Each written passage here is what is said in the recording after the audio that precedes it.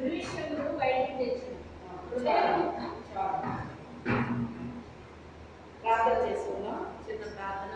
ప్రభా ఈ రాత్రి కాల సమయంలో నాతో మాట్లాడని మనం కూడా ప్రార్థన చేసుకుందాం. పరిశుద్ధుడైన తండ్రి, మహోన్నత జీవాధిపతి, సర్వాధికారి, సర్వోన్నత సర్వశక్తి కలిగిన తండ్రి, వందనాలు స్తోత్రాలు తండ్రి యేసయ్య. ఈ యొక్క సాయ సమయంలో ప్రభువా ఈ దివ్య వాక్యం ద్వారా నాతో మీరు మాట్లాడండి నాయన. ఈ పరిశుద్ధాత్మ కార్యం బలముగా జరిగించిన ఆయన వచ్చిన బిడ్డలతో నాతో మీరు మాట్లాడండి నాయన. ఈ మైక్ శబ్దం ఎంత దూరం వినిపిస్తుందో మాకు మించిన దూరం దివ్య వాక్యం బయలుపెట్టి అందరినీ దర్శించి స్పర్శించి నీ పరిశుద్ధాత్మ కార్యాలు బలముగా జరిగించిన ఆయన, ఆత్మకార్యము జరిగించిన ఆయన సహాయం చేయండి. పరిశుద్ధాత్మ దేవుడా మీరే కార్యం చేయండి నాయన. ఈ దీర్ఘాలు మరుగుపరిచి మాట్లాడిన ఆయన ఈ యొక్క సత్యవాక్యమును సరిగా విభజించి నీ పరలోక జ్ఞానంతో గ్రహింపుతో నింపుకున్న ఆయన ప్రభావ, నీ వాక్శక్తితో నింపుకున్న ఆయన అభిషేకించిన ప్రభావానికి స్తోత్రాలు తండ్రి. వందనాలు ప్రభావ. ప్రతి ఒక్క బిడ్డతో నాతో ఆయన సూటిగా తేటగా మాట్లాడండి ప్రభావ. ప్రతి హృదయం తెరవబడిన కాక, ప్రతి మౌనంగా వెలిగించబడిన కాక, నీ పరిశుద్ధాత్మ కార్యాలు బలముగా జరుగును కాక, నీ పరిశుద్ధాత్మ కార్యాలు బలముగా జరుగును కాక, సాతానుకి లయపరచబడును కాక, నీ కార్యములు జరుగును కాక, సాతానుకి లయపరచబడును కాక, మీ కార్యములు జరుగును కాక, సాతానుకి లయపరచబడును కాక, మీ కార్యములు జరుగును కాక. ప్రతి ఒక్క బిడ్డలో అందరిలో మీరు మాట్లాడండి ప్రభు. నీ ఆత్మ కార్యాలు బలముగా జరిగించి సహాయం చేయండి. ఒట్టిగా వచ్చిన ప్రతి ఒక్క బిడ్డ నిండాలుగా ఆయన దీవించబడి ఆశీర్వదించబడి వెళ్ళాలంటే ఆత్మకార్యం జరిగించి సహాయం చేయండి. యేసు పరిశుద్ధ నామములో వేడుకొనుచున్నాము తండ్రి. ఆమేన్. హల్లెలూయా. అందరికీ వందనాలండి. ఈరోజు దేవుడు మనతో మాట్లాడే మాటల గురించి మనం చాలా శ్రద్ధగా ఆలకిద్దాం. ఇక్కడ పైన కూడా మనం చూసుకోవాలన్నమాట అండి.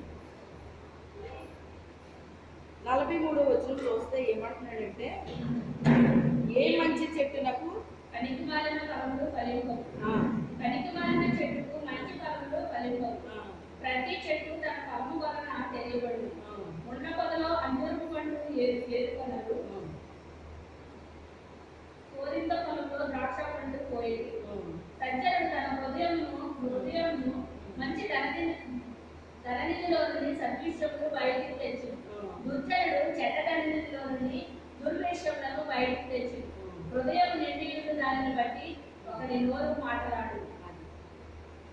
ఇక్కడ పైన శాస్త్రుల గురించి, పరిసయ్యుల గురించి ఆయన మాట్లాడటం జరిగిందన్నమాట అండి. ఈ శాస్త్రులు పరిసయ్యులు ఎలాంటి వారంటే, మరి వాళ్ళ దగ్గర మంచి క్రియలు లేకపోయినా కానీ మరి మీరు ఎలాంటి వారంటే, మీ కంటిలోనేమో దూరం ఉంటుంది, ఎదుటి కంటిలో ఉన్న నలుసుని తీస్తానన్నారు మీరు అంటాడనమాట అండి. మీరు ఇంకా నాకు చాటు వచ్చేసారు ఇలాగ అనిపించింది.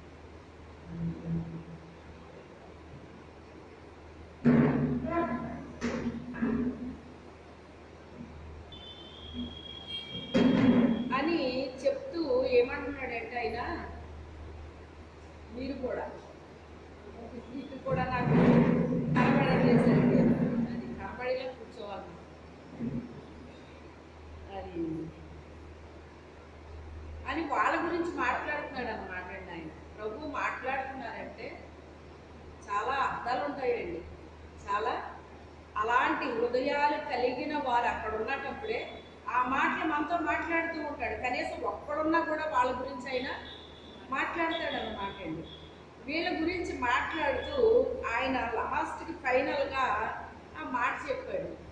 ఇది నేను నా అనుదిన వాక్యం చదువుతున్నప్పుడు ఈ మాట ద్వారా దేవుడు నాతో మాట్లాడాడు ఒకరోజు. అది అంటే నాకు చాలా కొత్తగా చదువుతున్నట్టు అనిపించింది. నేను ఎన్నోసార్లు వాక్యాలు చదివాను, కానీ నాకు అది ఆ రోజు కొత్తగా చదివినట్టు అనిపించింది. అంటే దాని అర్థం ఏంటి అంటే, ప్రభు మనకి ఏదన్నా చెప్పాలనుకున్నప్పుడు అది ఎలాగనిపిస్తుంది, మనకి కొత్తగా అనిపిస్తుంది అనమాట. అప్పుడే అదేదో చదువుతున్నట్టు అలా అనిపిస్తుంది అనమాట అండి. అప్పుడు దాని గురించి నేను ఆలోచన చేశాను అనమాట. ఏంటి ప్రభు ఈ మాటతో ఎందుకు ఇలా మాట్లాడుతున్నారు ఈయన, ఈ ఉద్దేశం ఏంటి అనేసి నేను ఆలోచిస్తున్నాను అన్నమాట అండి. అంటే మొదట వాళ్ళ గురించి మాట్లాడాడు ఆయన. మంచి చెట్టు చెడ్డ ఫలాలు ఫలించదు, చెడ్డ చెట్టు మంచి ఫలాలు ఫలించదు. చెడ్డ చెట్టు చెడ్డ ఫలాలను ఇస్తుందండి. ద్రాక్షలు అంటామండి. ద్రాక్షల్లో ఎన్ని రకాలు ఉన్నాయి చెప్పండి, చెప్పండి. ఉన్నాయా లేదా? అది ఎక్కడ రాశాడు? యెషయాలో రాశాడు అన్నమాట కదా. దాని అంతటే నేను చాలా చక్కగా తయారు చేశాను, దానికి కావలసిన నీరు అందించాను. మరి చెట్టుకి ఏం కావాలండి? మొక్కకైనా చెట్టుకైనా దేనికైనా నీరు అవసరం ఉంటుంది. దేనికి ఎంత అవసరమో అంతే అవసరం ఉంటుంది దానికి. కానీ అంత చేశాను, దానికి చేయాల్సింది అంతా కూడా నేను చేశాను, ఎక్కడ తక్కువ చేయలేదు. అయినా అది ఏం చేసింది? ఫలించింది. ఫలించింది. ఫలించకుండా లేదంటే ఫలించిందట. కానీ ఏ ఫలాలు ఫలించింది అన్నాడు? అసలు ఇది కారు ఫలాలు ఫలించడానికి గల కారణం ఏంటి? ఇది మంచి ఫలాలు ఫలించాలి కదా. మంచి ఫలాలు ఫలించకపోయినా గొడవలేదు, కానీ ఏం ఫలించిందంట? కారు ఫలాలు. కారు ఫలాలు అంటే ఏంటనుకుంటా? చేదు ఫలాలండి. చేదైన జీవితం, పాప జీవితం అండి. ద్రాక్షల్లో మంచి ద్రాక్ష ఉంది. మళ్ళీ ద్వితీయోపదేశకాండంలో ఈ మాట మాట్లాడుతున్నాడు. పిచ్చి ద్రాక్షలు. పిచ్చి ద్రాక్షలు అంటే అలా పిచ్చి పిచ్చి పనులు చేస్తారన్నమాట అండి. ఏం చేస్తారట అంటే ద్రాక్ష అంటున్నారు, కానీ ద్రాక్షలో ఎన్ని రకాలు వచ్చినాయి ఇప్పుడు? పిచ్చి ద్రాక్ష వచ్చింది, కారు ద్రాక్ష వచ్చింది, మంచి ద్రాక్ష వచ్చిందండి. మనం ఏ ద్రాక్షను వాడతాం? మనం నోట్లో పెట్టుకున్నాం. నోట్లో పెట్టుకోగానే అది పుల్లగా ఉంది. అది పుల్లగా ఉందని ఎలా తెలుస్తుంది? ఎలా తెలుస్తుంది? అది నోట్లో పెట్టగానే పుల్లగా ఉండగానే మన మొహం ఎలా ఉంటుంది? జిడ్లు ఇస్తామా లేదా? అదో రకంగా పెట్టేస్తాం మొహం. అది పెట్టగానే, అది మన నోట్లో పెట్టగానే మన మొహం అదో రకంగా పెట్టామంటే అవతలు చూసే వాళ్ళకి అర్థమైపోద్ది. ఏంటి ఇలా మొహం చిట్లించారేంటి, ఏంటి పుల్లగా ఉన్నాయా అంటారా లేదా? ఆ ద్రాక్ష తీయగా ఉందనుకోండి, అప్పుడు మనము ఏమంటాం? ఎందుకు అంటే ఈ ద్రాక్ష పళ్ళు గురించి కూడా దేవుడు నాకు ఒకప్పుడు దర్శనమిచ్చారన్నమాట అండి. లారీ ద్రాక్ష పళ్ళు అన్నా ఉంటాయన్నమాట అండి. అవి నల్లని ద్రాక్ష అన్నమాట. నల్లని ద్రాక్ష యేసుక్రీస్తు రక్తంలో కడగబడిన బిడ్డలకు సాదృశ్యం అండి. అబ్రహాముకి సంతానం ఇస్తానన్నాడు, ఇవ్వలేదు. ఇవ్వకపోతే 10 సంవత్సరాలు వెయిట్ చేసిందండి శారా. ఇంకా నాకు అర్థము ఇవ్వడిపోయింది, ఇంకేం తెలియకపోతారు, ఇంకా నాకు తెలియకపోతాం అని తన దగ్గర పనిచేసే, నమ్మకంగా పనిచేసే హాగర్ అంటే ఏదో మామూలు వ్యక్తిని మీరు అంచనా వేయండి. లోకస్త్రాలే ఆమె, ఐగుప్తీరాలే ఆమె, కానీ చాలా మంచి వర్కర్ అన్నమాట అండి. మంచి వర్కర్. యజమానులు ఎప్పుడు ఎలాంటి వాళ్ళు పెట్టుకుంటారండి? సోపల పొద్దులు పెట్టుకుంటారా? ఎవరు పెట్టుకుంటారు? మంచిగా పని చేయాలి వాళ్ళు. ఎలా చేయాలి? మంచి వర్క్ చేయాలి. దానితో పాటు నమ్మకంగా ఉంటే ఇంకా ఆ వ్యక్తులు వదులుతారండి. వాళ్ళు వదలు, విడిచిపెట్టరు. దేవుడు కూడా మనల్ని అలాంటి వాళ్ళు ఎన్నుకుంటాడండి. పని చేసేవాళ్ళు చాలా మంది ఉంటారు, చాలా వర్క్ చేసేవాళ్ళు ఉంటారండి, కానీ ఏముండదండి అక్కడ? నమ్మకత్వం ఉండదటండి. నమ్మకం ఉండాలి. మన మీద దేవుడికి ఏముండాలి? మనమే నమ్మకమైన వ్యక్తుల్ని మనము చూసుకుంటుంటే మరి దేవుడు చూసుకోడా? మనల్ని చూసుకుంటాడు కదా. నమ్మకమైన బిడ్డలుగా మనం ఉండాలి. నమ్మకంగా పనిచేస్తుందండి ఆమె. నమ్మకంగా పనిచేస్తుందని నమ్మేసి ఏం చేసింది? ఈమె ద్వారా అయినా నాకు సంతానం వస్తే చాలు అని చెప్పేసి అనుకుందనమాట. అనుకుని మరి భర్త దగ్గరికి పంపించింది. పంపిస్తే ఆయనైనా ఓకే అనకూడదు, ఈమైనా ఓకే అనకూడదు. ఆ పనికి ఎవరు ఒప్పుకోకూడదు. ఇటు పని మనిషి అయినా ఒప్పుకోకూడదు, అటు యజమాని కూడా ఒప్పుకోకూడదు. మరి అక్కడ ఏం జరిగిందో మనకు తెలియదు, కానీ మరి ఒప్పించిందో ఏంటో మనకు తెలియదు. కానీ మొత్తం మీద ఒక సంతానం అయితే వచ్చింది. ఏం సంతానం వచ్చింది? ఆ సంతాన వలన ఇటు శారాకి బిడ్డ పుట్టడమో జరిగిందండి. ఎప్పుడు పుట్టాడు? 25 ఏళ్ళకి పుట్టాడండి. ఒరిజినల్ ఫ్రూట్ అందులోకి శ్రేష్టమైంది. బాగా గమనించండి, శ్రేష్టమైంది ఒరిజినల్ది రావడానికి చాలా సంవత్సరాలు పడుతుంది. దేశవాళీ చెట్టుకున్న టేస్టు, ఆ ఫలానికున్న టేస్టు హైబ్రిడ్ చెట్టుకుంటుందా? దేశవాళీ మామిడికాయ రావడానికి ఆ చెట్టు ఎన్ని సంవత్సరాలు పడుతుంది? దానికి చెప్పండి, ఎన్ని సంవత్సరాలు పడుతుంది? అదే మామిడి చెట్టు కుండీలు వేసి పెంచుతున్నారు, అది ఎప్పటికి వస్తుంది? దాన్ని మామిడికాయ అంటారు, దీన్ని మామిడికాయ అంటారు. దానికి ఉన్న టేస్ట్ దీనికి వస్తుందా? రాదు. పైగా ఈ ఒరిజినల్ చెట్టు ఈ సంవత్సరం కాపు కాసిందంటే నెక్స్ట్ ఇయర్కి కాపు పెరుగుద్ది, నెక్స్ట్ ఇయర్కి ఇంకా పెరుగుద్ది, నెక్స్ట్ ఇయర్కి ఇంకా పెరుగుద్ది. అలాగా అది వేల కొలదిగా ఫలిస్తుందండి. ఆ చెట్టు ఎలాగో ఏమైపోతుంది? కొంతకాలానికి ఏమవుతుందండి? వృక్షం అవుతుంది. వృక్షము అంటే ఇంకా దానికి చలనం లేదన్నమాట అండి. ఎన్ని గాలి తుఫానులైనా అది ఎదుర్కొంటుంది. ఇంకోటి మనం తెలుసుకోవాల్సింది ఏంటో తెలుసా? చెట్టు కాయలు కాస్తే ఎవరైనా రాళ్ళు పెట్టి కొడతారు, కానీ చెట్టుకి ఫలాలు లేకపోతే కొడతారా? చెప్పండి, కొడతారా? అందుకే ఫలించిన మనకి ఏమి తొలుగుతాయి? రాళ్ల దెబ్బలు. రాళ్ల దెబ్బలు అంటే ఎలా ఉంటుంది? గట్టిగా ఉంటుందా లేకపోతే స్మూత్గా తగులుతుందా? ఎంత రాయి అయినా మనకి గట్టిగానే తగులుతుంది, రాళ్ల దెబ్బలకి గురవుతుంది. శ్రేష్టమైన ఫలాలు ఫలించే చెట్టు రాళ్ల దెబ్బలకి గురవుతుంది. అలా అని చెప్పి అది ఫలించడం మానేదండి, అది ఫలిస్తుంది. అది శ్రేష్టమైన ఫలాలు మనకి అందిస్తుందండి. అది దాని కాపది మానేదు.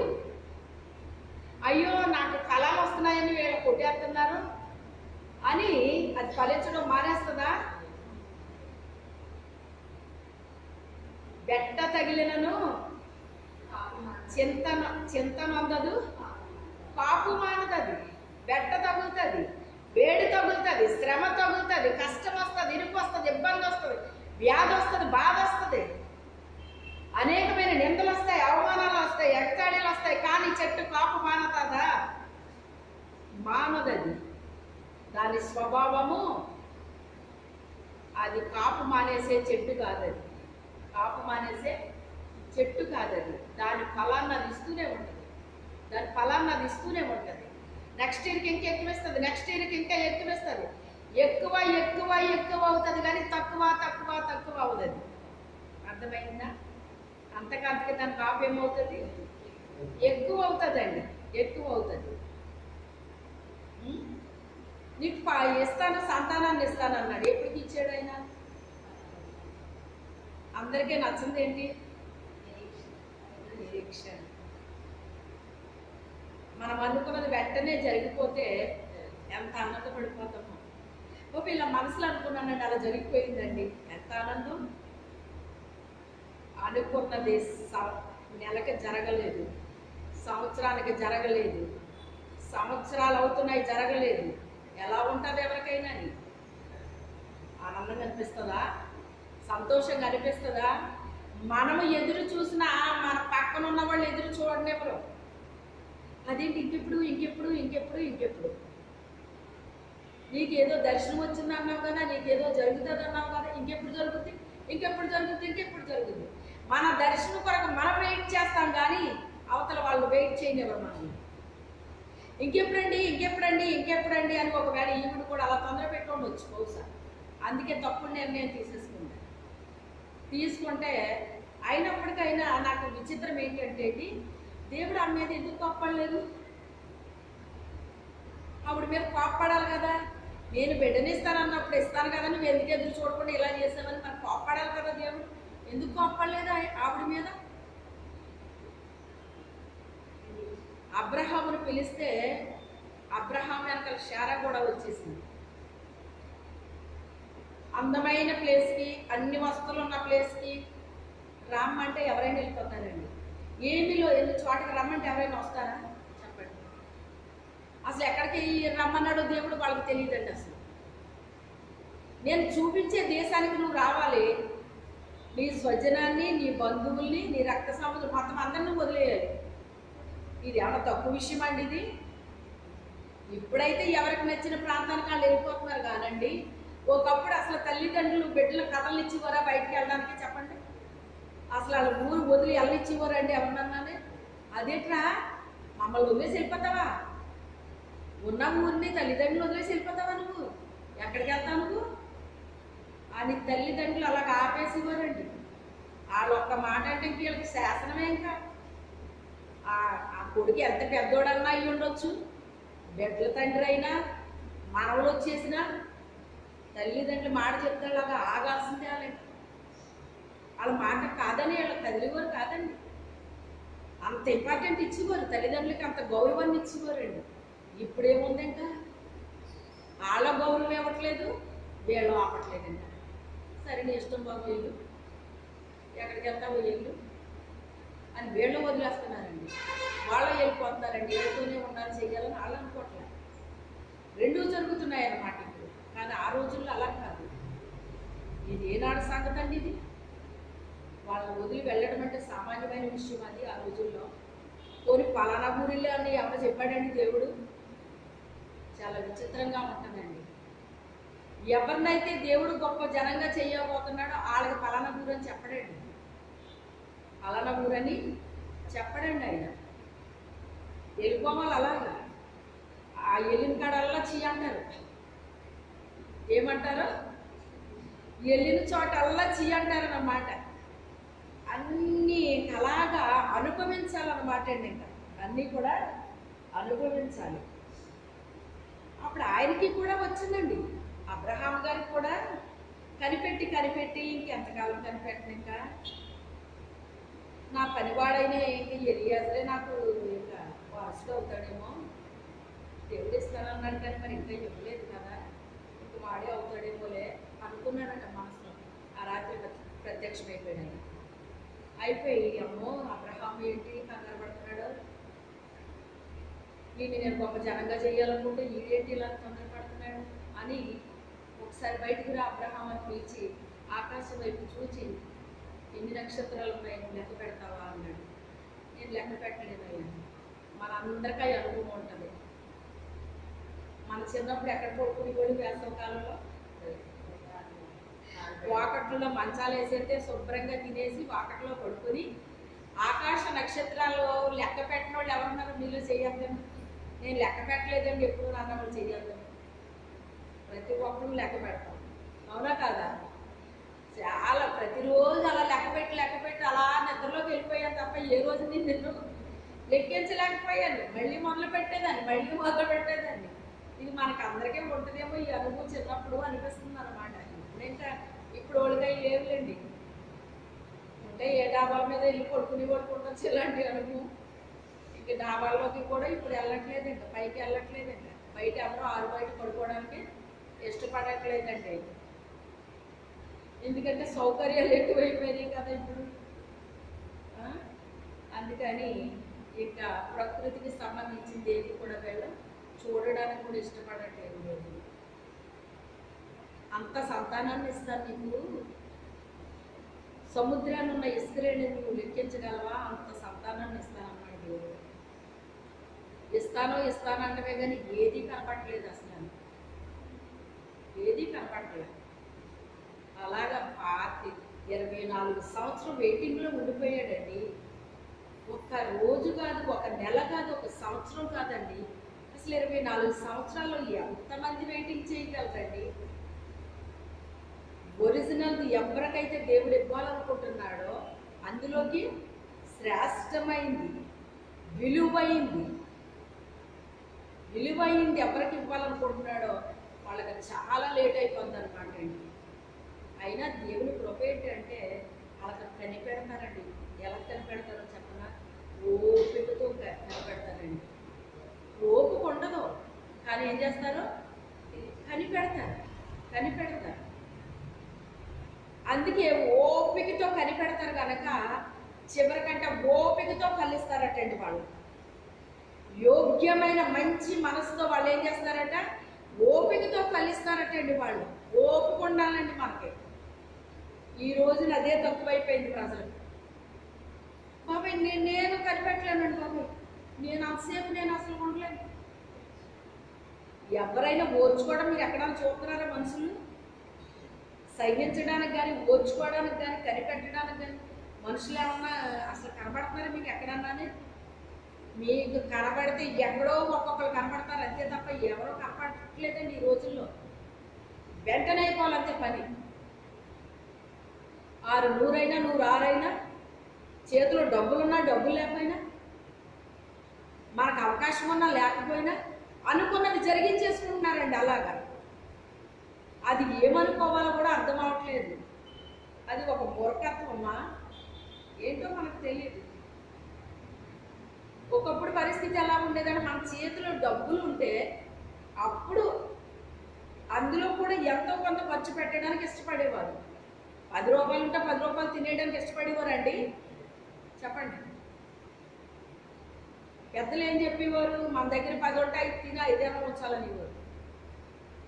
అవునా కదా? పెద్దలు నేర్పించేది అది. ఆ పెద్దల్లో కూడా కొంతమంది 10కి 10 తినేయాలి, ఇంకో 10 అప్పు చేసుకోవాలన్న వాళ్ళు కూడా ఉండేవాళ్ళు ఆ రోజుల్లో కూడా. ఏ రోజుల్లో ఉండేవాళ్ళు ఆ రోజుల్లోనే ఉన్నారు. ఇప్పుడు ఇంకా అధికం అయిపోయారు అంతే, అంతకంటే తేడా ఏమీ లేదు. అధికమైపోయారు. ఆ ఓర్పు సహనాలు తగ్గిపోయినాయండి. ఆ ఓర్పు సహనం ఎవరికి ఉంటుందంటే యోగ్యమైన మంచి మనసు ఎవరికైతే ఉందో వాళ్ళ ఓపికతో అలా కనిపెట్టుకుని ఉంటారు. దేవుడు ఏ వాగ్దానం చేశాడు, ఆ వాగ్దానం చేసిన దేవుడు నమ్మదగిన దేవుడు అని వాళ్ళు కనిపెట్టుకుని కూర్చుంటారండి. అలాగా కూర్చోవడం అంటే ఏంటి? ఖాళీగా కూర్చుంటారని కాదు, ఏదో ఒకటి చేస్తూ ఉంటారు. మోషేకి మాట ఇచ్చి దేవుడు 80 సంవత్సరాలకు పిలిచాడండి అఫీషియల్గా. ఆయన నాన్ అఫీషియల్గా చేశాడు. ఆయన చేయలేదా? చేశాడు. అది నాన్ అఫీషియల్గా చేయడం వేరు, అఫీషియల్గా చేయడం వేరండి. చూడండి, మిద్యాను దేశం వెళ్ళినప్పుడు అక్కడ బావి దగ్గర కాపర్లు వచ్చి స్త్రీలను తోడుకోకుండా కన్యకులను తోడుకోనివ్వట్లేదు ఆ నీళ్లు. వాళ్ళ మందరికి పెట్టుకోనివ్వట్లేదండి నీళ్లు. ఈ పురుషులు వచ్చి వీళ్ళని స్త్రీలని ఓ పక్కకి వాళ్ళని నెట్టేసి, అంటే నెట్టేసారే పడగొట్టేశారని కాదు కానీ మీరు ఓ పక్కన ఉన్నమ్మ తర్వాత మీరు నెమ్మదిగా తోడుకుని ఎదురుగని అని చెప్పేసి ఓ పక్కకి వాళ్ళని పంపించేసి ఈ పురుషులు తోడేసుకున్నారటండి, నీళ్లు పెట్టేసుకున్నారట వాళ్ళ మందరికి. ఇదంతా ఎవరు చూశారు? మోసే ఎవరు మంచి పరిస్థితులు వెళ్ళాడు అక్కడికే, పారిపోయి వెళ్ళాడు. మిద్యాను దేశం ఎలాగ వెళ్ళాడు? ఆయన పారిపోయి వెళ్ళాడు. అతని విషయం ఏమన్నా రాజుకు తెలిస్తే చంపించేస్తాడేమో అని ప్రాణభయంతో పారిపోయినట్టు వెళ్ళిపోయాడు. అక్కడికి వెళ్ళిపోయి అక్కడ బావి దగ్గర కూర్చుంటే అక్కడ జరుగుతున్న ఆ యొక్క అక్రమాన్ని చూశాడు అనమాట అండి. ఇదేంటి పాప, స్త్రీలు చాలాసేపు అయింది వచ్చి, అలాంటి వాళ్ళని వీళ్ళు పక్కకు పెట్టేశారు ఏంటి వీళ్ళు ఇలాగా అని చెప్పి ఇతను ఏం చేశాడంట, ఇతను లేచి తోడి వీళ్ళ మందలకు పెట్టేశాడటండి. అతను అక్కడ ఎలా పెరిగాడు? రాజకుమారుడిలా పెరిగాడండి. ఒక రాజకుమారుడికి నీళ్లు తోడటం వస్తుందా? మరి ఆలోచించండి, వస్తుందా? ఈరోజు ఫ్యాషన్ ఏంటో తెలుసా? వచ్చిన పట్టుకోవడం రాదని చెప్పడం. అక్కడ గారాబం ఉండదు, ఏముండదు. నేను చాలా గారాబంగా పెరిగానని చెప్పుకుంటున్నారు ఈ రోజుల్లో. ఏం స్పిరిట్టో తెలుసా? ఇది డంపపు ఆత్మ అండి. క్రైస్తవుల్లో కూడా ఏం ఆత్మ పనిచేస్తుందో తెలుసా? డంపపు ఆత్మది. డాంబికులు దేవుడి యొద్ద నిలవలేరటండి. వాళ్ళందరూ అలా చెప్పుకుంటున్నారు. మనం ఇలా చెప్పుకోకపోతే ఏమవుతుంది, మనల్ని తక్కువగా చూసేస్తారేమో అనేసి అలా చెప్పుకుంటున్నారు అన్నమాట అండి. డంపపు ఆత్మ బాగా పనిచేస్తుంది మనుషుల్లో, బాగా పనిచేస్తుందండి. అది మంచిది కాదండి, అది దేవునికి సంబంధించిన స్పిరిట్ కాదండి. ఆయన ఒక రాజకుమారుడుగా పెరిగాడు. కానీ ఆ యొక్క మందలకి పెట్టాలంటే ఒక బకెట్ తాగుతాయా, 2 బకెట్లు తాగుతాయండి? మందంటేని మందంటే ఎన్ని ఉంటాయండి? 100 వేలు ఉంటాయండి. ఆ 100 వేలకి ఎన్ని బకెట్లు తోడాలి అతను? అతనికి ఏమైనా సంబంధం ఉందా? నీళ్లు తోడే అవసరం ఉందా అతనికి అసలు? అవి ఎవరో గొర్రెలు, వాళ్ళెవరో, ఆ స్త్రీలు ఎవరో ఇతనికి తెలియదు, ఆ కన్యకలు ఎవరో ఇతనికి తెలియదు, ఇతనికి ఏ సంబంధం కూడా లేదు. కానీ అక్కడ జరుగుతున్న అన్యాయాన్ని అతను చూశాడు. చూసి లేచి అతను అక్కడ ఆ నీళ్లు తోడటం, ఆ మందలకు పెట్టడం జరిగిందన్నమాట. అంటే ఒక రకంగా చెప్పాలి అంటే ఆ యొక్క కన్యకలకి హెల్ప్ చేశాడు అనమాట అండి. ఏం చేశాడు? హెల్ప్ చేశాడు. వాళ్ళు ఏమి అడగలేదు, అతను హెల్ప్ చేయమని అడగలేదు. అతను ఒక పరదేశం అన్నమాట అండి. అక్కడ ఎలాంటి ఊరికని ఊరిలో ఏమంటారు వాళ్ళని? పరదేశీ అంటారు. పరాయి దేశం నుంచి వచ్చిన వ్యక్తిని పరదేశీ అంటారన్నమాట అండి. అతను ఒక పరదేశంలోకి వచ్చి కూర్చున్నాడు అక్కడ. అతను ఎవరో వాళ్ళకి తెలియదు, వాళ్ళెవరో ఇతనికి తెలియదు. కానీ అక్కడ జరుగుతున్నది ఒక అన్యాయం అని మాత్రం అతను గుర్తించి అతను ఒక రాజకుమారులాగా పెరిగాడు. కానీ ఆ బావిలో ఉన్న నీళ్లు తోడాడండి. అది ఒక్క రోజులో వస్తుందా? బావిలో నీళ్లు తోడటం వస్తుందా అండి? మా ఇంటి దగ్గర పైపులు ఉంటాయండి. ఈయనకి కృష్ణా జిల్లా ట్రాన్స్ఫర్ అయినప్పుడు ఒక ఇంటికి వెళ్తే, అంటే అక్కడ 2 ఊర్లో ఉన్నాం. ఒక ఊర్లోనేమో మోటార్ ఉంది, 2వ ఊరికి వెళ్ళేసరికి అక్కడేమో బావి ఉందండి. నాకు బావిలో నీళ్ళు తోడే అలవాటు లేదు. స్టార్టింగ్లో చాలా భయం అనిపించింది నాకు తోడటానికి. అది అందులో వదిలేస్తానేమో అని భయం వేసింది. చిన్న బకెట్ కడతాం కదా దానికి. కానీ నెమ్మదిగా తోడే కొద్ది నాకు ఇంట్రెస్ట్ పెరిగిపోయిందంట. ఫస్ట్లో అయ్యగారు కొంచెం హెల్ప్ చేశారన్నమాట. నీకు భయం వేస్తాము, నేను తోడతానులే అనేసి అనేవారు. ఆయనకి ఆఫీస్ నుంచి ఫోన్ రాగానే పరిగెత్తుకుని వెళ్ళిపోయింది. బాగుంది కదా ఇప్పుడు? దాన్ని బట్టి స్త్రీ ఏం చేయాలి? మన పని మనం చేసుకోవాలి. పురుషుల మీద నమ్మకం పెట్టుకోకూడదు. తెలివిగా ఉంటారు వాళ్ళు. నీకెందుకు నేను చేస్తానంటారా? వాళ్ళకి ఏదైనా పులిపి వచ్చినట్టుగా పరిగెత్తుకుని వెళ్ళిపోతారు వాళ్ళు. చేసుకోవాల్సింది మనమే. అందుకే మన చేతిలో ఏముండాలి? పని ఉండాలి.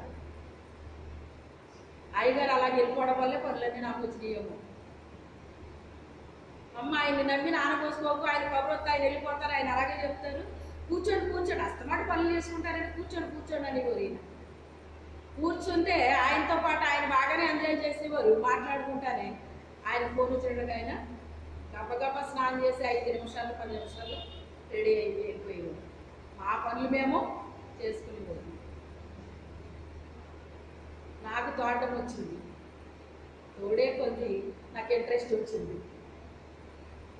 ఒక్క రోజులో ఏ పని కూడా రాదండి. మన బైబిల్ పట్టుకుని కూర్చోగానే దేవుడు మాట్లాడేవాడు. చాలా బైబిల్తో ఏం చేయాలి? మనం పోరాటం కాదు, సాధన చెయ్యాలి. ఒక వ్యాయామం చేసినట్టుగా మనం ప్రతిరోజు కూడా ఏం చేయాలి? బైబిల్ చదవాలి. ఒక టైం తీసుకోవాలి. మనం ప్రశాంతంగా దేవుడి దగ్గర కూర్చుని ప్రభా నాకు బోధించయ్యా అని మనం ఇంట్రెస్ట్గా ఎప్పుడైతే కూర్చున్నామో ఆసక్తితో ఉండాలండి. దేవుడు మనతో మాట్లాడాలంటే ఆసక్తిని వస్త్రంగా ధరించాలి. ఇప్పుడు వాక్యం ద్వారా మీతో మాట్లాడాలన్నా మీరు ఆసక్తిగా రావాలి మందిరానికి. మీరు ఆసక్తిగా రాకుండా ఉన్నా కూడా మీతో మీ ఆసక్తిని బట్టి మీతో మాట్లాడతాడు ఆయన. మనం ఎంత ఆసక్తితో వస్తామో అంతే మాట్లాడతాడు మనతో. ఆసక్తితో వచ్చినప్పుడు ఏం చేస్తామంటే ఎక్కడ స్థానం ఇస్తాం ఆయనకి? మన హృదయంలో స్థానం ఇస్తాం. ఆసక్తి లేనప్పుడు ఎక్కడ స్థానం ఇస్తాం? అలా విన్నట్టుగా ఉంటాం అంతే, లోపలికి వెళ్ళండి. మందు వేసుకున్నప్పుడు ఎక్కడ పనిచేస్తుంది అది? డాక్టర్ గారు మందులు ఇచ్చారండి, మనం చేతితో పట్టుకున్నాం. పనిచేస్తుందా? మనకి బ్యాగ్లో పెట్టుకున్నాం. పనిచేస్తుందా? ఇంట్లో పెట్టుకున్నాం. పనిచేస్తుందా? మరి ఏం చేయాలండి? వేసుకోవాలి. వేసుకుంటే పనిచేస్తుంది అది. కొన్ని వెంటనే రిలీఫ్ వచ్చేస్తుంది, ఒక్కో దానికి కొంచెం టైం తీసుకుంటాం. 1 గంట 2 గంటలు, లేకపోతే ఒక రాత్రి, ఇలా టైం తీసుకుంటుంది అది. కానీ పనిచేస్తుంది అది. ఎందుకని? లోపలికి వెళ్ళింది కనుక. వాక్యం కూడా లోపలికి వెళ్ళాలి. ఈ చెవితో విని చెవితో వదిలేస్తే మనలో పనిచేయలేదు. విన్న వాక్యం ఎక్కడికి వెళ్ళిపోవాలి? లోపలికి వెళ్ళిపోవాలి. ఈ రోజుల్లో ముఖ్యంగా ఎలా ఉంది అంటే కల్పన కథల వైపు చెవియొగ్గే కాలం అండి ఇది. చెప్పాడు అంత్య దినాల్లో మనుషుల్లా ఉంటారు, బెంకములాడేవారుగా ఉంటారు, స్వార్థ ప్రియులు ఉంటారు, కల్పన కథల వైపు తిరుగుతారు, దురద చెవులు కలిగి ఉంటారు చెప్పాడు. అది అక్షరాల ఇప్పుడు నెరవేర్చబడుతుందండి. అక్షరాల నెరవేర్చబడుతుంది. అయితే అంతకాలం వెయిట్ చేసేటప్పటికి ఇస్సాకునిచ్చాడండి దేవుడు. కంగారు పడితే వచ్చింది ఏంటి? ఇస్మాయిల్ వచ్చాడు. ఇస్మాయిల్ ద్వారా కార్యం జరిగిందా? రక్షణ కార్యం జరగలేదండి అతని ద్వారా. ఎవరి ద్వారా జరిగింది? ఇస్సాకు ద్వారానే. ఎందుకు జరిగింది? వాగ్దాన పుత్రుడు. మనకి వాగ్దానం చేసిన దేవుడు నమ్మదగిన దేవుడని ఆ వాగ్దానాన్ని ఎప్పుడైతే మనం పట్టుకుని నిరీక్షణతో ఎదురు చూస్తూ ప్రార్థిస్తూ కనిపెడుతూ ఉన్నామో మనకు ఒక టైం నిర్ణయిస్తాడు దేవుడు. నిర్ణయ కాలంలో ఆమె గర్భాన్ని తెరిచాడు. శారా గర్భాన్ని ఎప్పుడు తెరిచాడని ఉంది? నిర్ణయ కాలం అంటే ఒక కాలాన్ని నిర్ణయం చేశాడు. ప్రతి ఒక్కరి జీవితంలో కూడా ఒక నిర్ణయ కాలం ఉంటుందండి. మనం కంగారు పడ్డామని జరిగిపోదు, కంగారు పడలేదని ఆగిపోదు. అప్పుడేమన్నా కనిపెట్టారు వాళ్ళు? ఇక బిడ్డలు కొడతారని అనుకున్నారండి వాళ్ళు? అసలు ఎదురు చూసే వయసు అయిపోయిందండి. ఎప్పుడు ఎదురు చూస్తారో పిల్లల కొరకు? స్త్రీ ధర్మము జరుగుతున్నంతసేపు ఎదురు చూస్తారటండి. స్త్రీ ధర్మం నిలిచిపోతే ఇంక బిడ్డలు పుట్టరు సైన్స్ ప్రకారంగా. కానీ సైన్స్ని కూడా దేవుడు ఏం చేస్తాడు? తలకిందులు చేస్తాడండి.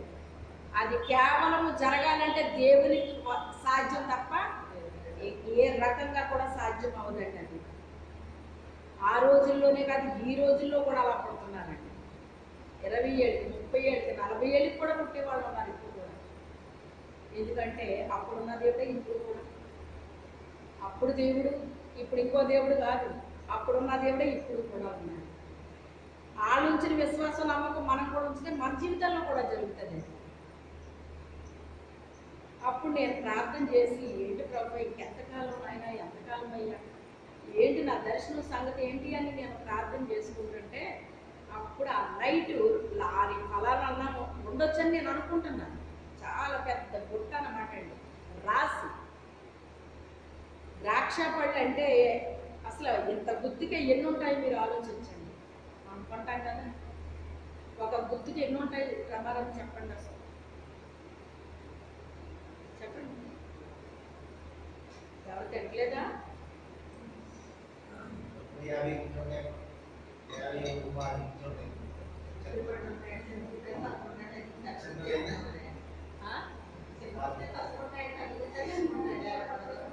ఉంటాయి. అయితే ఆ గుర్తుకే అన్ని ఉంటే ఒక రాశికి ఇంకెన్ని ఉంటాయో చెప్పండి. కంగారు పడకు, ఇంతమంది వేస్తాము. ఆ రోజున శారా అబ్రహాంకి చెప్పినట్టుగా, అబ్రహాంను బయటకు వచ్చి చూపించినట్టుగా ఆయన ఫలాలు చూపించాడండి. ఒక మంగళవారం ఇక్కడే కూర్చొని ప్రార్థన చేస్తున్నాము. అందులో ఒక ఆమెకి ప్రార్థన చేస్తుంది. నేను ప్రార్థన చేస్తున్నాను, ఆమె ప్రార్థన చేస్తుంది.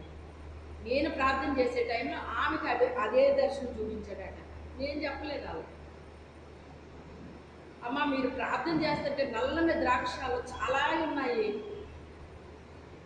కనబడుతున్నాయి అమ్మ అని చెప్పేసాను. అంటే ఒక్కసారి ఇచ్చిన దర్శనం అది రెట్టించబడింది అంటే అది తప్పకుండా జరుగుద్దని అర్థం అనమాట అండి. స్టాంప్ అది తప్పకుండా జరుగుద్దని స్టాంప్ అనమాట అండి. క్రీస్తు రక్తములో కడగబడిన బిడ్డలు నీకు ఇస్తాను అని చూపించాడు. ఎందుకని?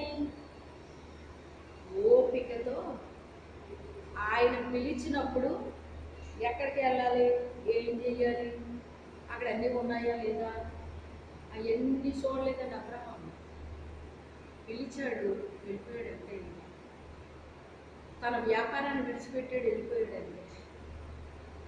వెళ్ళిపోతే వెళ్ళగానే మనకి చక్కగా స్టేజ్ కట్టి మనల్ని ఆహ్వానించి అక్కడ కూర్చోబెట్టరు.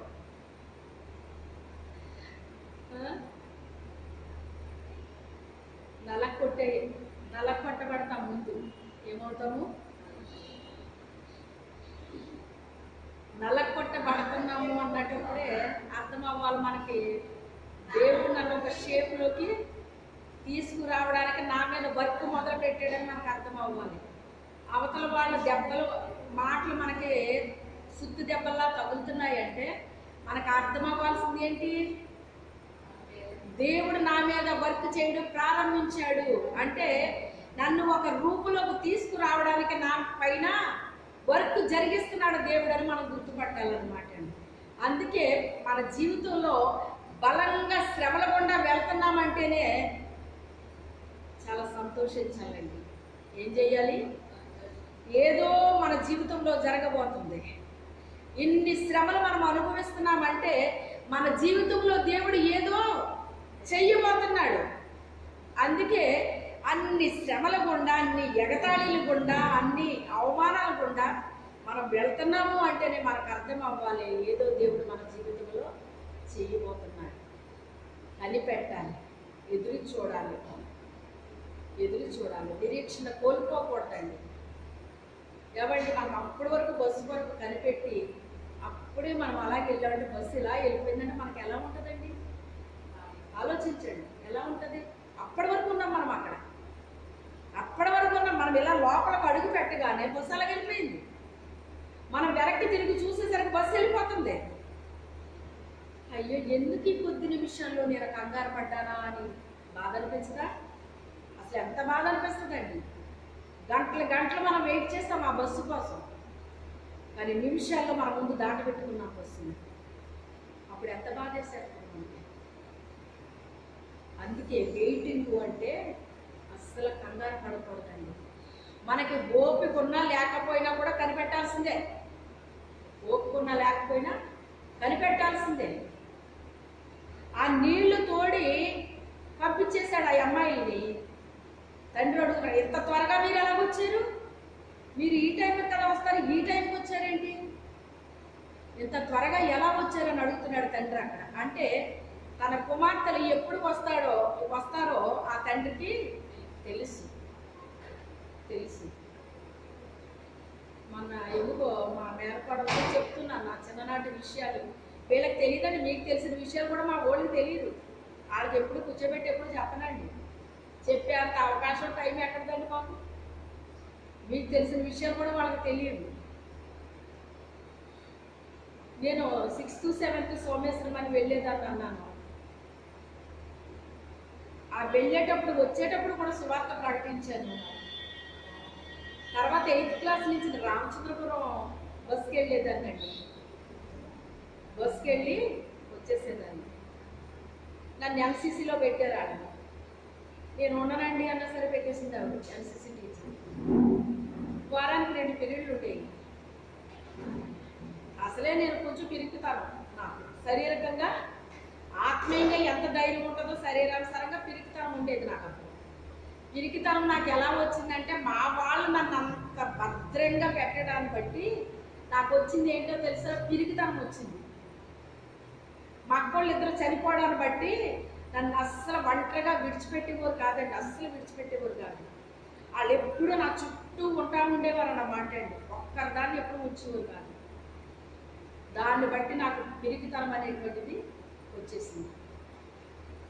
మా ఊరు అమ్మాయిలు బస్సులకు వెళ్ళిపోయేవారు. ఆ స్కూల్ అయిపోయిన తర్వాత 1 hour ఎంతో ఉండేదన్నమాట ఆ క్లాస్ మాకు. అది అయిన తర్వాత మరలా టిఫిన్లు తెచ్చేవారు, టిఫిన్లు ఇచ్చేవారు. తినేవాళ్ళు పట్టుకుని వచ్చేసేవారు. మా ఊరు నుంచి నేను ఒక్కదాన్నే ఉండేదానండి.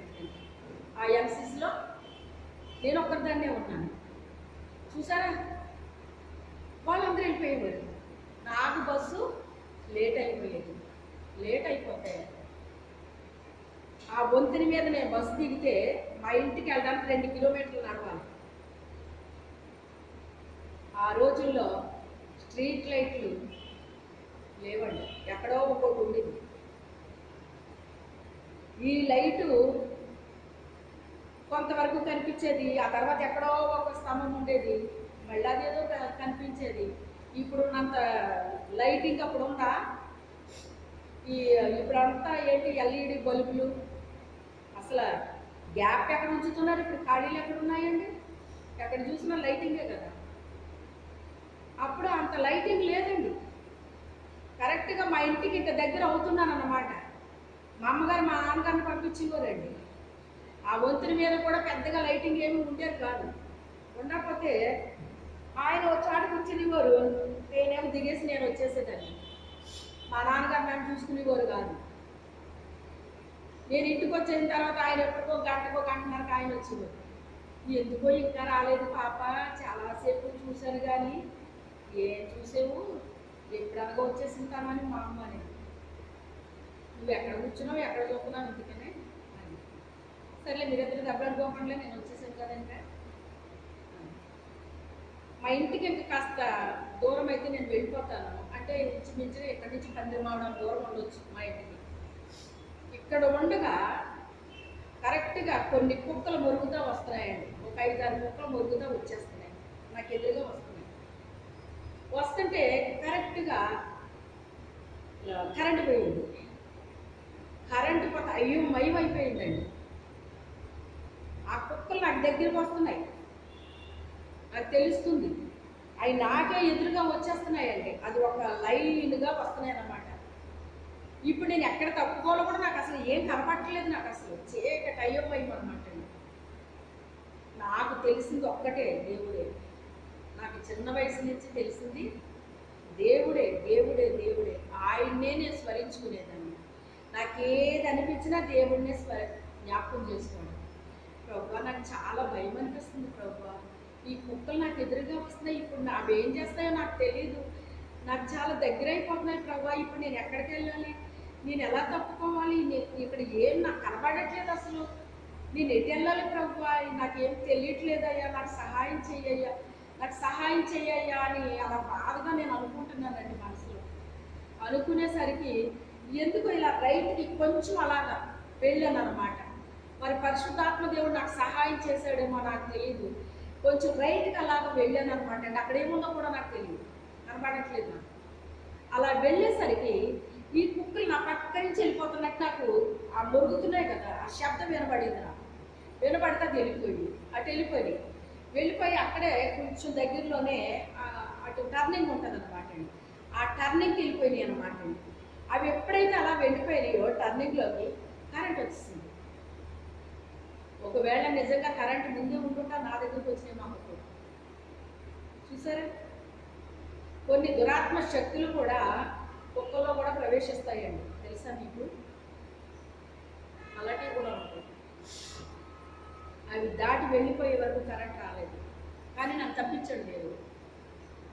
నేను ఎక్కడ తప్పుకోవాలో నాకు తెలియదు, ఏం తెలియదు. కానీ ఎంతో కాదు 2-3 అడుగులు అలాగే వేసానంతే. అక్కడ ఏముందో కూడా తెలియదు. ఏదో గుడ్డోడు తడుక్కున్నట్టు వెళ్ళాను అనమాట అలా. అప్పుడు తర్వాత నా దారిని నేను వెళ్ళిపోయాను. ఇవన్నీ ఈ అమ్మాయికి చెప్పాను అనమాట అండి మొన్న. నీకు తెలుసా అంటే నాకేమీ తెలియదు అమ్మ. అంటే వాళ్ళకి ఎంతవరకు తెలుసు అంటే వాళ్ళు పుట్టేటప్పటికి మరి నేను ఎదిగాను కదా. నీకు చాలా వీళ్ళకి ఉద్యోగం కదా, వీళ్ళు హ్యాపీగా ఉన్నారు, వీళ్ళకి ఏం లోటు అదే తెలుసండి వీళ్ళకి నా గురించి. నేను పడినవి కూడా వీళ్ళకి తెలియదు. శ్రమ పడకుండా ఎవరు అభివృద్ధిలోకి రారండి. వస్తారా? కష్టపడకుండా ఎవరైనా వచ్చేస్తారా పైకి? వాళ్ళ పైకి వచ్చారంటేనే వాళ్ళు ఏదో చాలా కష్టపడి ఉండాలని మనకి అర్థమవుతుంది. అర్థం అయిపోద్ది మనకంతే. వాళ్ళు ఏం చెప్పక్కర్లేదు మనకి. వీళ్ళు చాలా ఏదో హార్డ్ వర్క్ చేసే ఉంటారు అని చెప్పేసి అనుకుంటారు అన్నమాట. ఏమో ఇవేమీ నాకు తెలియదు అని చెప్పేసి అంటున్నాను అనమాట. అలాగే 2-3 చెప్పాను అనమాట అండి. దేవుడు ఎలా ప్రతి పరిస్థితిలో దేవుడు నాకు సహాయం చేశాడు. దేవుడి మీద ఆధారపడమే నాకు తెలుసు ప్రతి విషయంలో కూడా. అదొక్కటే నాకు తెలుసు అంతే, ఇంకేం తెలియదు నాకు. అలా ప్రతి సమయంలో ప్రతి విషయంలో కూడా దేవుడు నన్ను మనిషి చెయ్యి విడిచిపెట్టవచ్చు, కానీ దేవుడు చెయ్యి విడిచిపెట్టడు. అందుకే దేవుడి మీద ఆధారపడాలి మనం అని చెప్పాను అన్నమాట. అవునా కాదా? మనిషి మనిషే, దేవుడు దేవుడే, ఎప్పటికీ దేవుడు దేవుడే. మనిషి చెయ్యి విడిచిపెట్టా దేవుడు అన్నాడు, మనం చెయ్యి ఆయన విడిచిపెట్టే దేవుడు కాదు, మరిచిపోయే దేవుడు కాదు. నిన్ను కన్న తల్లైనా నిన్ను మర్చిపోద్దేమో కానీ నేను మర్చిపోను అంటున్నాడు ఆయన. తెలుసా? మనం మర్చిపోయే దేవుడు కాదు ఆయన. మనం మర్చిపోతాం చాలాసార్లు మర్చిపోతాం. మనకు అన్ని పరిస్థితులు బాగుంటే దేవుడు గుర్తుంటాడండి. ఖాళీ ఉంటే మందిరానికి వెళ్తాం, ఖాళీ లేకపోతే మానేస్తాం. అదే బాధల్లో ఉన్నాం అనుకోండి, ముందు దేవుడి మందిరానికి వెళ్ళిపోతాం. మనకి బాధ ఉన్నా లేకపోయినా కూడా ఎక్కడికి వెళ్ళాలి? ఏ స్థితిలో ఉన్నా కూడా మొదటి స్థానం దేవుడికే ఇచ్చుకోవాలి. మనం ఏ స్థితిలో ఉన్నా కూడా మొదటి స్థానం దేవుడికే ఇచ్చుకోవాలి. అలా ఉన్నట్లయితే మనం ఎప్పటికైనా దేవుడు మన జీవితంలో కార్యము చేస్తాడు, మన కుటుంబంలో కార్యము చేస్తాడు. నమ్మకంగా ఉండాలండి దేవుడికి. మనం ఏం చేయాలి? అదేమన్నా చిన్న విషయం అండి? నమ్మకంగా ఉండమంటే అదేమన్నా చిన్న విషయమా? చెప్పండి. నమ్మకం ఎక్కడ తెలుస్తుంది? మనకి బాధ్యత ఇచ్చినప్పుడు అప్పుడు తెలుస్తుంది మన నమ్మకత్వం. బాధ్యత మన చేతికి రానంత వరకు